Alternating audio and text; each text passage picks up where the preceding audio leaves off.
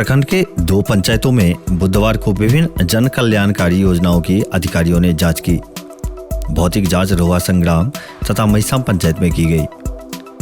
BDO विशाल आनंद ने रोहा संग्राम तथा सीओ पंकज कुमार सिंह ने महिसाम पंचायत में यह जांच की।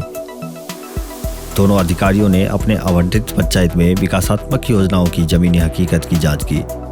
यह जांच मुख्य सचिव बिहार के निर्देश के आलोक में मधुबनी डीएम द्वारा गठित जांच टीम द्वारा की गई है।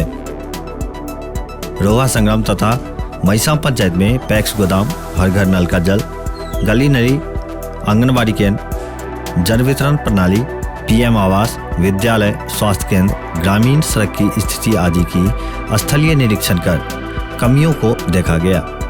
बीडीओ विशालानंद तथा सीओ पंकज कुमार सिंह ने बताया कि पंचायत में चल रही विभिन्न योजनाओं की धरातल पर स्थिति जानने के लिए सरकार के निर्देश पर यह जांच की गई है।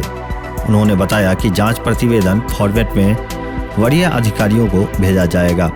जांच टीम में अधिकारी के अलावे प्रखंड के कुछ कर्मचारी भी उपस्थित थे।